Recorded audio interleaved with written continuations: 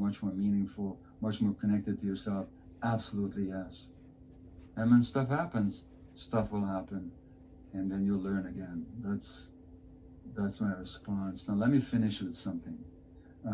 There's an American neurobiologist and author, wonderful guy at Stanford University.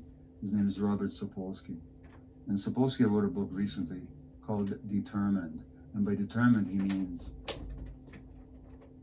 predetermined. And here's what he says. We are nothing more or less than the sum of that which you could not control. We're nothing more or less than the sum of that which we could not control.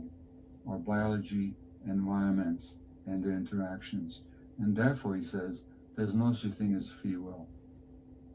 Well, is that true? Unfortunately, it's true a lot of the time. Because a lot of reactions are determined. That's what we've been talking about the whole day, the whole afternoon, I should say. But it doesn't need to be true. It is possible to achieve liberation gradually through awareness, through practice, through learning, through compassionate self-inquiry, through many teachings that other great teachers have put out into the world. So, yeah, we're very much determined much of the time, but freedom is all about letting go of that.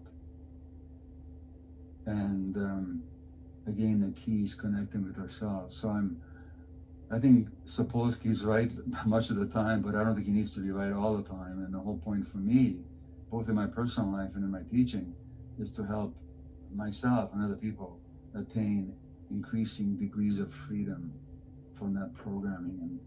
And I'm rather proud of the work that Leo and his team and I have been able to do together. Leo, thanks very much. You guys reached out from across the ocean, and you even flew across the ocean. And you even flew across the ocean here to Vancouver a few months ago to film this program. It took a lot of work. I'm very pleased about it.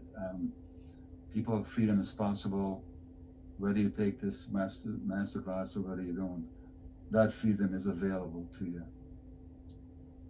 I mean, I am also personally quite moved to see this masterclass come to life. I think it's been a long road, and I agree. You know, we can be proud of the work that we've done, and actually, I think it's a good moment to thank the many people who worked on it.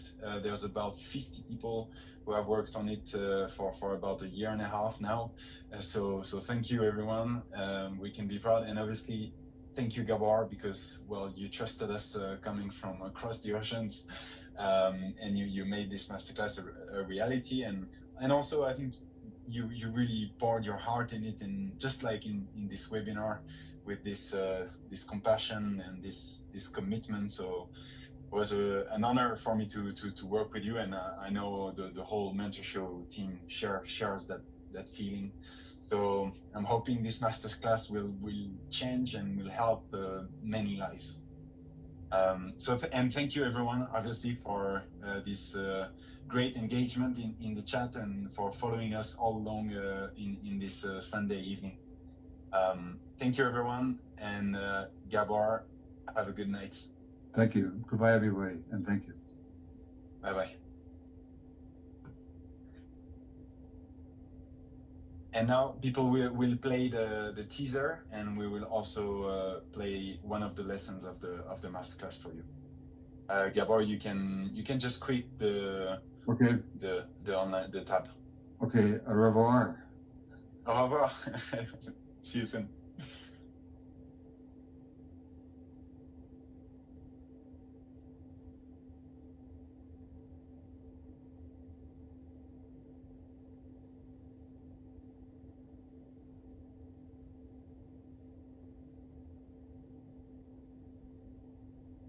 In my masterclass, Heal, I built for the first time a practical step-by-step guide towards healing. And now that's what I'm going to share here with you. As a physician and a therapist, I worked with people whose lives have been shaped by trauma, some obvious, others more hidden. I've seen how unresolved pain silently infuses every aspect of life, from relationships to mental health to even physical health.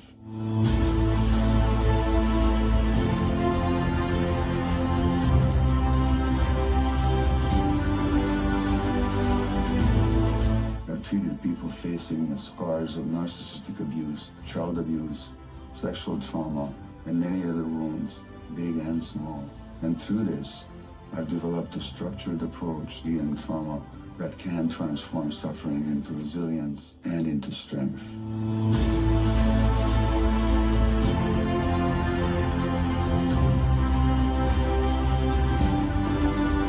After 40 years of practice, I've poured everything I've learned into this masterclass so as to transform your life. It includes over 5 hours of exclusive content, dozens of exercises and regular practices, meditations I personally guide, scientific information, and daily tools. Understanding trauma is not just about the past, it's primarily about reclaiming your present. I'm here to tell you that yes, you can heal. I'm Gabor Maté, and I invite you to take the journey with me.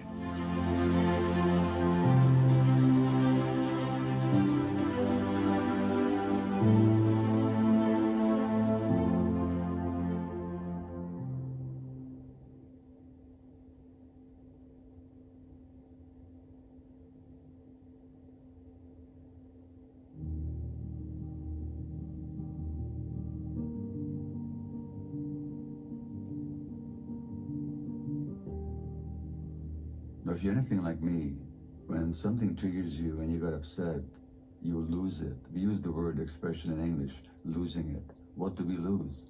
We lose self-regulation. We lose the capacity to be in charge of ourselves. Something erupts out of us. And sometimes you can even watch it happen, but feel helpless to stop it. What's really going on is that the front part of your brain that regulates responses goes offline, and an old defensive, aggressive part of your brain takes over. It's almost like the reptilian part of your brain takes over your behavior. So you need to have some kind of an emergency kit to stop that from happening. Because when you act that way, certainly when I've acted that way, what follows is regret and remorse and guilt, and then having to clean up a mess that ideally we might not have created in the first place. So take your healing diary, and the first thing you'll do is just write down, either in paragraphs or in point form, some examples when you behave that way, when you've erupted that way, and then you were deeply regretful. So just write down the examples. And notice what happens in your body as you're writing them down. And do so without self-blame. Do so with just almost like a scientific precision of here's what happened, here's what triggered me, here's what I felt. So that's the first thing you do.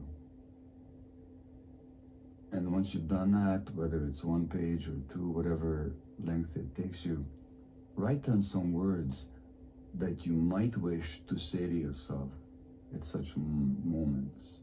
So what would words be that you would utter to yourself that would calm you down? Just write them down. This doesn't have to be long. In fact, if you make it too long, it'll be counterproductive. So just a few sentences that you would wish to hear, say to yourself at such moments. When you've written that,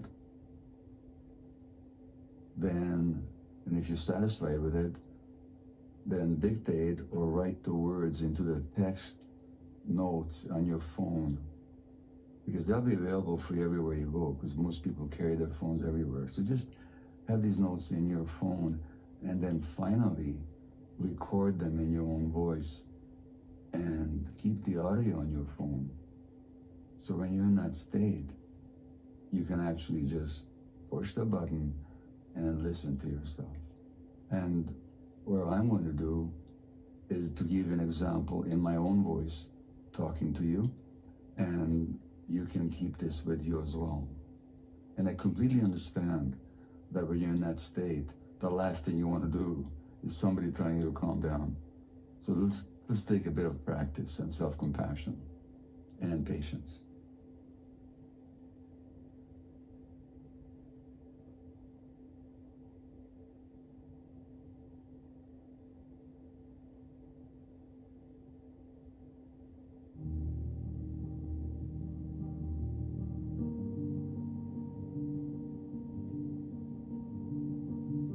Here's what I would say to you, and what I would say to myself at such moments. I'd say, listen, my friend, I totally get how you feel. You're outraged, you're hurt, you're in pain, you have a lot of anger. And you know from past experience that when you behave from those places, whatever you do will be counterproductive. Because what you want is to be understood. You want to be seen. You actually want to be loved. And the result, if you act from those emotions, from that upset, will be just the opposite. So just stop. Take a few breaths. Go back to that breathing exercise, that 4, 7, 8 breathing exercise. Move around, calm down, and be kind to yourself. That it's okay. This will pass. You've been through this before. That's the words that I would say to myself or say to you. And you can keep my words with you if that's helpful to you. The final bit of advice I would give here would be that, if possible, don't wait for the eruption. Because if you pay close attention to yourself, and this is why one of the reasons why we're trying to encourage body awareness throughout this whole masterclass, is once you notice the tension in yourself, maybe stop whatever's going on and reach for this kit, even before the eruption. So my general message is, wherever there's tension, it requires attention. And if you pay close enough attention to yourself, before the eruption, you'll start noticing the tension rising in your body. And that's the time to stop. You know, people, when they have epileptic fits, sometimes they can feel it coming on, and they actually take a medication before the fit comes on them. Well, you can do the same thing.